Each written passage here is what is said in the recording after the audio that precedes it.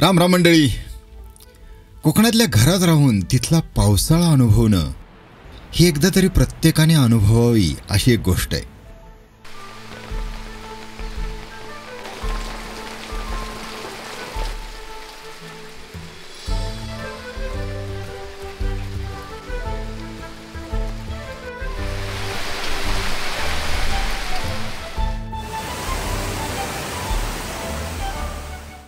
अगदी अलीकडेच मी अशी एक रम्य जागा पाहिली, तेव्हा हा अनुभव अगदी प्रकर्षाने जाणवला.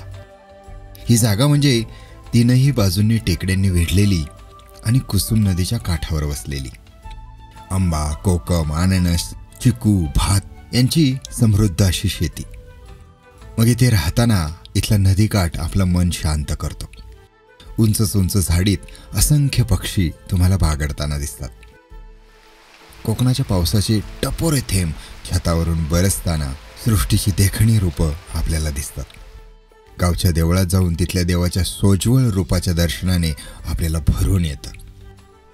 शेवटी इथल्या घरगुती सुग्रास जेवणाचा आपण जेव्हा आस्वाद घेतो ना, आहा हा हा, त्याची अवीट गोडी आपल्या जिभेवर कायमची घर करते. हो, हे नुसतं कोकणी जेवण नाही, तर इथल्या जीवनशैलीचा, निसर्गाचा, परंपरेचा सुरेख असा संगमच आहे. आम्ही इथे राहून इथल्या उबदार आदरातिथ्याबरोबरच आजूबाजूच्या सौंदर्य स्थळांना भेटी दिल्या. मनसोक्त भटकलो आणि जिभेचे चोचले पुरवले. हा मुक्काम सुंदर आठवणींच्या रूपाने कायमचा लक्षात राहिला. चला तर ही एक निसर्ग फेरी मारूया. नक्की इथे काय काय करता येईल, काय काय पाहता येईल, ही सगळी माहिती मी तुम्हाला इथे देणार आहे. मंडळी, सोमनाथ नागवडे हा आपला यूट्यूब चॅनल अशाच अनेक सुंदर निसर्ग स्थळांची इत्थंभूत माहिती तुम्हाला देत असतो. तेव्हा तो पाहत राहा. लाईक आणि सबस्क्राईब करायला विसरू नका. चला सुरू करू.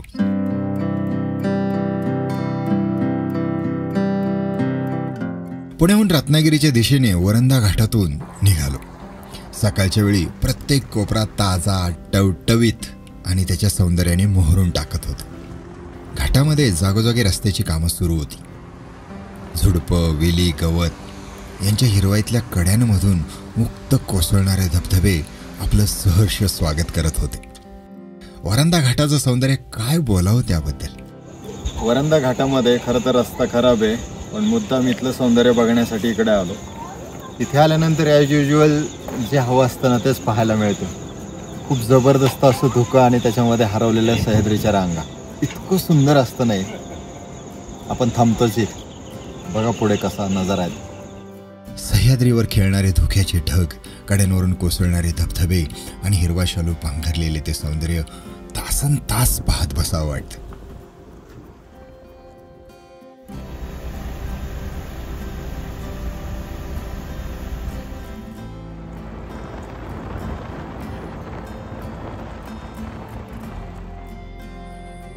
मग असाच प्रवास करत आमच्या टायरने रत्नागिरीच्या भूमीत कधी लोटांगण घातलं कळलंच नाही.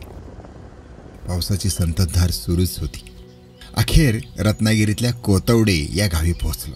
इथल्या डोंगर रांगावरून धबधबे चुळचुळत आहेत. नदी तुथडी भरून वाहते. सगळीकडे फक्त हिरवळ आणि हिरवळच दिसते. इथली जीवनशैली साधी, पारंपरिक, निसर्गाशी घट्ट नातं जोडून जगणारी आहे. डोंगराच्या कडेला शेतीच्या शिवारात लहान मोठे रस्ते या गावाला अधिक सुंदर बनवतात.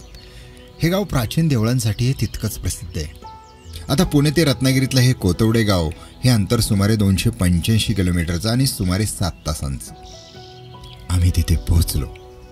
आता कोतवडे हे गाव तीनही बाजूंनी डोंगरांनी वेढलेलं आणि समोरच इथली कुसुम नदी अगदी संथपणे वाहत असते. या नदीच्या काठावर वसलेलं 3 एकरांचा अतिथी परिणय हे सुंदर असं होमस्टे आणि तिथल्या ह्या मुक्कामाचा हा व्हिडिओ.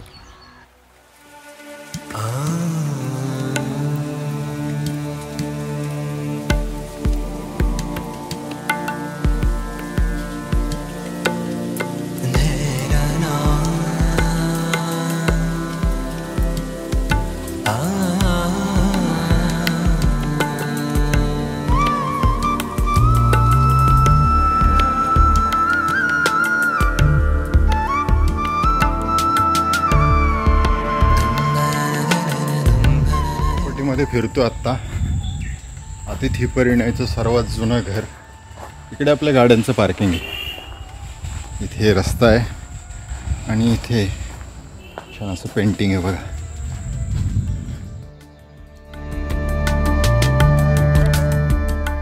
आपण जेवणाच्या ठिकाणाकडे जात असतो. खूप घसरण्याचे चान्सेस असतात पावसाळ्यामध्ये कोकणामध्ये यायचं म्हणजे. हे बघा डायनिंगच्या ठिकाणी वैशू चालली आता तुम्हाला दिसतंय. म्हणजे कोकणामध्ये येऊन इथल्या होमस्टेमध्ये राहण्याची एक वेगळीच मजा आहे.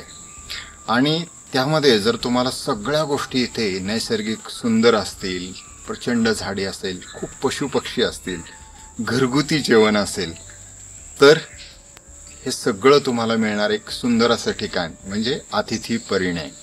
आता हे ठिकाण कुठे आहे नक्की, तर रत्नागिरीमध्ये आल्यानंतर आपण गणपतीपुळे रोडवरती कोतावडे नावाचं गाव आहे, त्या कोतावड्याला हे ठिकाण आहे. हो मंडळी, आता तुम्हाला नक्की प्रश्न पडला असेल की अतिथी परिणय हे नक्की कोण चालवतं आणि तिथे नक्की काय काय पाहण्यासारखं, सांगतो. नमस्कार, माझं नाव मेधा सहस्रबुद्धे. अतिथी परिणय मी आणि माझी आई आम्ही दोघी मिळून चालवतो. आता साधारण 15 वर्ष झाली आम्ही हे चालवतो आहे. आणि इथे आंब्याची झाडं आहेत, काजूची झाडं आहेत, कोकमची झाडं आहेत, त्याच्यानंतर भातशेती आहे, एक नदी आहे जी अगदी आमच्या प्रॉपर्टीला लागून आहे. त्याला साधारण एक फेब्रुवारी मार्चपर्यंत पाणी असतं. या अतिथी परिणयच्या मेधा त्यांच्या होमस्टे या संकल्पनेबद्दल अतिशय भरभरून बोलतात. मुळात असं आहे की जिथे होस्ट राहतात आणि ते ती प्रॉपर्टी चालवतात त्यालाच फक्त होमस्टे म्हटलं जातं. तिथली लोकं ॲक्च्युली काय आहेत, कारण प्रत्येक गावाचं नाही म्हटलं तरी कल्चर थोडं तरी वेगळं असतं, त्याचे नियम वेगळे असतात आणि त्याच्यामुळे तुम्हाला फार जवळून त्या एखाद्या ठिकाणाचा अनुभव जवळून घेता येतं. मग जेव्हा आपण लोकल लोकांबरोबर राहतो आणि तेव्हा आपल्याला तिथल्या म्हणजे आपण पर्यटन म्हणजे नुसताच आनंद घेणं नाही, तर त्याच्याबरोबर थोडंसं त्यांच्याविषयी आपल्याला एक थोडंसं अजून जास्त नॉलेज मिळतं आणि तो जो अनुभव आहे किंवा तो जो एक्सपिरियन्शियल टुरिझम म्हणतात तो ॲक्च्युली तिथे कळतो. आम्ही इथे उतरलो तेव्हा आम्हाला मुख्य बंगल्यातली एक खोली देण्यात आली. ही खोली अतिशय आगळ्या वेगळ्या ढंगात सजवलेली होती. ग्रामीण, पारंपरिक आणि आधुनिकतेचा उत्तम संगम इथे दिसला.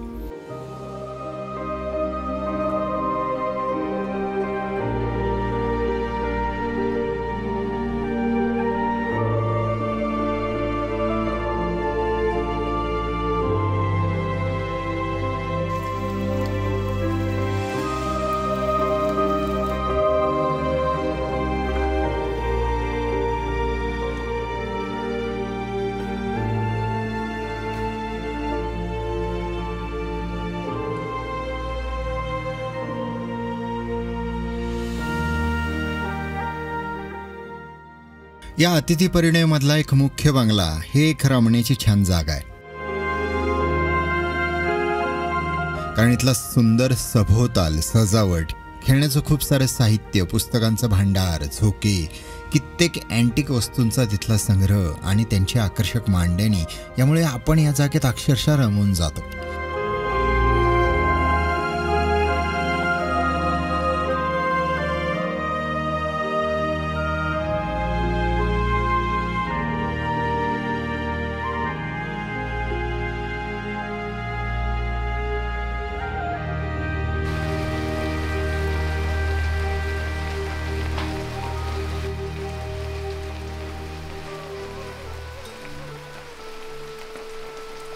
आम्ही इथे आलो ती वेळ दुपारची होती, त्यामुळे भूक लागलेली होती.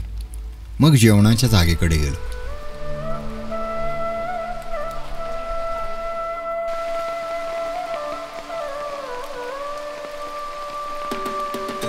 नॉर्मली कोकणामध्ये असं म्हणतात की व्हेज मिळत नाही चांगलं, पण आमच्या होमस्टेमध्ये आम्ही प्युअर व्हेज देतो, ज्या माझ्या सगळ्या आईच्या रेसिपीज आहेत आणि ज्या आम्ही लहानपणापासून जेव्हा आजीकडे सुद्धा आम्ही राहायला यायचो तेव्हा आम्ही खायचो.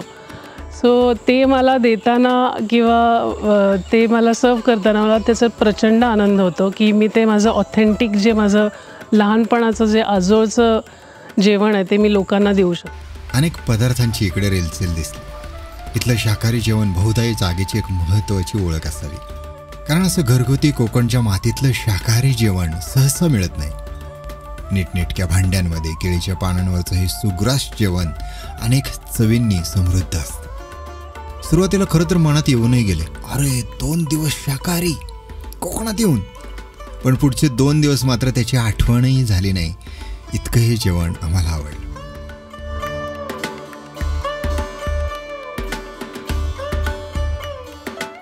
कोकणात आलं आणि खाण्याची मजा नाही घेतली तर प्रवास अपूर्णच म्हणायचं. इथे मिळतं अस्सल चितपावन ब्राह्मण शैलीचं जेवण, म्हणजे पातळ पोळी, आमटी, कुळथाची उसळ, भोपळ्याचं भरीत, हळदीच्या पानातली पातोळी, फणसाचं सांधण आणि उन्हाळ्यात तर आमरसाची मेजवानीच. आता असं जेवण आवडणाऱ्या तमाम बांधवांच्या तोंडाला पाणी नाही सुटलं तर नवलच म्हणावं लागेल. पान भरलेलं आहे पूर्णपणे. मटकीची उसळ, बटाट्याची, पिवळ्या बटाट्याची भाजी, कोथिंबीर वडी, मेथांबा, ही तळलेली मिरची, पापड, कोशिंबीर, चिबुडाची कोशिंबीर आणि अजून मोदक आहेत. भात आमटी, भात वरण पण आहे. एवढंच आता ताटात बसत नाही आहे. सुरुवात करतो, बघूया कशी टेस्ट येते. या जेवायला. खरंच सुख. अरे आणि प्रेमाने खाऊ घालणारी माणसं तर इथे आहेतच.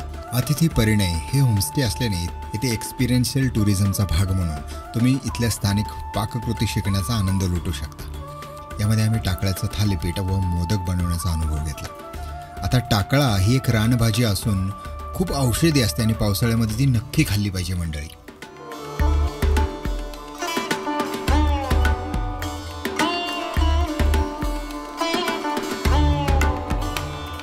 इथला नाश्ता आणि दुपारचं आणि संध्याकाळचं जेवण तुमच्या डाएटची नक्की वाट लावतं.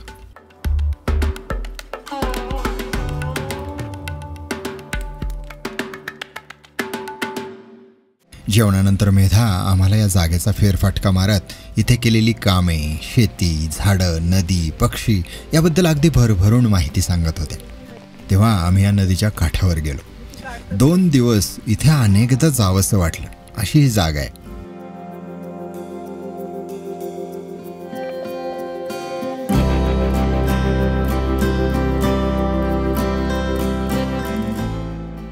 या नदीकाठावर बसून खूप मनाला शांतता मिळते. पूर्ण रानामध्ये फिरताना जेव्हा हा नदीकाठ दिसतो ना, आपण आनंदून जातो. आणि इथे बसण्याची एक वेगळीच मजा आहे. खूप शांत वाटतं. एक तर या नदीच्या प्रवाहाचा खळखळ आवाज कानावर पडत असतो, पक्ष्यांचा गुंजारव तर असतोच, आणि आजूबाजूला फुललेली झाडी पाहून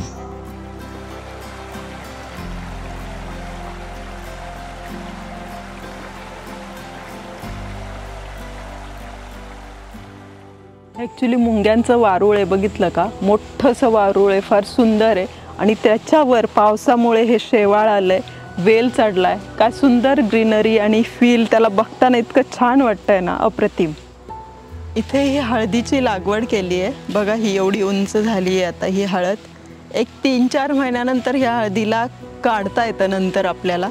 इतकी सुंदर दिसते तर म्हणजे काढायच्या आधी पण हळदीची ग्रीनरी फार सुंदर दिसते.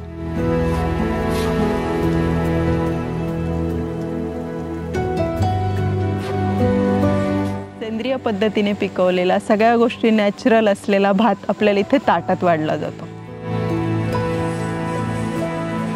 मला खूप जण विचारतात की तुमच्याकडे बर्डिंगला यायचं तर आम्ही कुठे बाहेर जाऊन बघून येऊ वगैरे. तर मी म्हणते कुठेही जायची गरज नाही. तुम्ही अक्षरशः पायऱ्यांवरती बसा आणि अख्खा दिवस तुम्हाला बर्ड्स दिसतात. म्हणजे हॉर्नबिल दिसतो, मिनीवेट्स दिसतात. सो म्हणजे एन नंबर ऑफ बर्ड्स तुम्ही नुसते एका जागी बसलात तरी दिसतात दिवसभर. अखंड पक्ष्यांचा गुंजारव सुरू असतो. आपल्या कॉटेजच्या बाहेर यायचं, खुर्ची टाकून बसायचं आणि पक्षी पाहत बसायचं.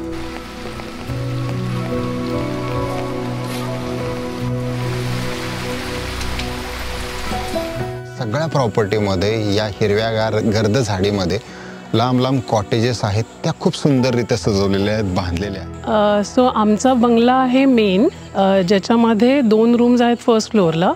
त्या AC रूम्स आहेत. आणि मग अजून आम्ही कॉटेजेस बांधल्या आहेत. त्यातल्या 3 नॉन AC कॉटेजेस आहेत ज्या कौलारू आहेत आणि 1 AC आहे कॉटेज. सो अशा टोटल 6 रूम्स आहेत आत्ता. मी स्वतः इंटिरियर डिझायनर आहे. आणि असं झालं की प्रत्येक कॉटेज डिझाईन करताना ती वेगळी डिझाईन केली गेली.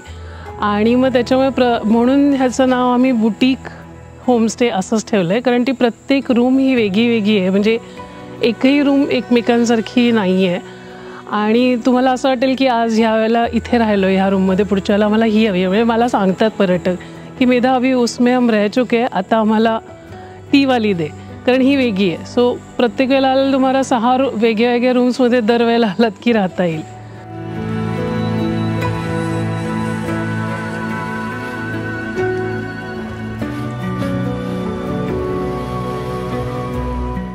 मला या कॉटेजेसमधला सगळ्यात जास्त कुठली गोष्ट आवडली असेल तर जी विंडो ओपन केल्यानंतरचा जो समोर जो व्ह्यू दिसतो, अप्रतिम दिसतो.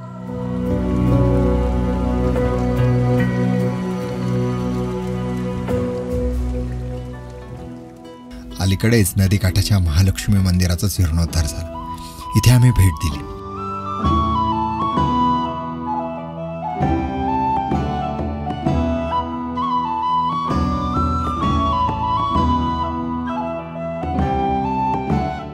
लालचिरातल्या पवित्र वास्तूत जाऊन तिथलं मंगलमय दर्शन घेतलं. ही एक स्वयंभू देवता आहे. उत्कृष्ट बांधकाम आणि रचना यामुळे हे मंदिर अगदी मनात ठसतं आपल्या. कोकणामध्ये आपण काय येतो मंडळी हो, कोकणामध्ये यायचं असतं ते आपल्याला समुद्रकिनारा पाहायचा असतो, अस्सल कोकणी फूड खायचं असतं, लाल जांभ्याच्या चिरांमध्ये राहायचं असतं, इथली प्राचीन कोकणी मंदिरं पाहायची असतात. हे सगळं एकाच ठिकाणी येते. खूप प्राचीन अशी मंदिर आहेत. शेजारीच 400 वर्ष जुनं विठ्ठलाचं मंदिर आहे, ज्या ठिकाणी आज कृष्ण जन्म संध्याकाळी साजरा करायला आम्ही जाणार आहोत. सो हे सगळ्या गोष्टी एकत्र मिळणं हे पण खरंच दुर्लभ असतं आणि हे नेमकं इथं साधलं गेलं आहे.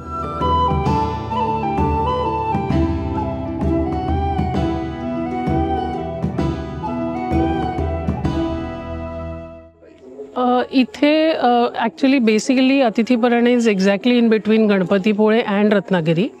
आरेवारे बीच अतिशय जवळ आहे, म्हणजे हार्डली 10 मिनटात तुम्ही ड्राईव्ह करून जाऊ शकता.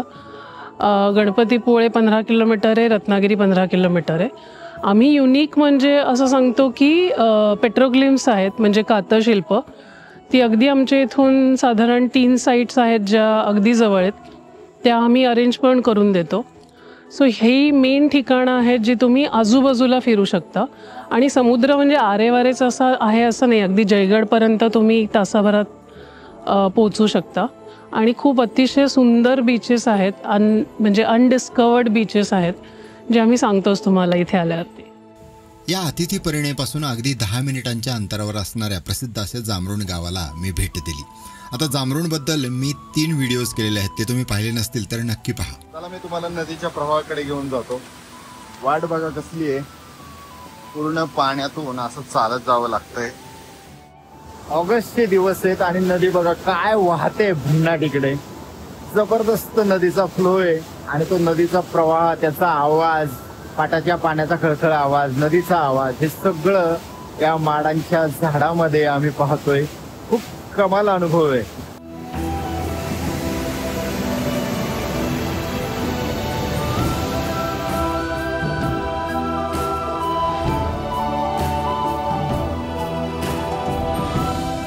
तुम्हाला अगदी शांत राहायचं आहे, काहीही करायचं नाही, नुसतं जेवायचं आहे, झोपायचं आहे आणि नदीवर जाऊन बसायचं आहे, फिश पेडिक्युअर करायचं आहे. तर इथे नक्की या. आणि इथे आल्यानंतर शहरातला गोंगाट पूर्णपणे मागे राहतो. फक्त निसर्ग आणि गावचं जीवन आणि त्या शांततेतला हा प्रवास. आणि होमस्टे म्हणजे खरं तर घरच बरं का. आणि अतिथी परिणयचं उबदार आदरातिथ्य, त्यामुळे तुम्हाला इथे आपल्याच माणसांकडे आलोय असा अनुभव येतो. तर मंडळी, हा होता माझा 2 दिवसांचा अनुभव अतिथी परिणय होमस्टेमधला. कसा वाटला आमचा हा प्रवास मला कमेंट करून नक्की सांगायला विसरू नका.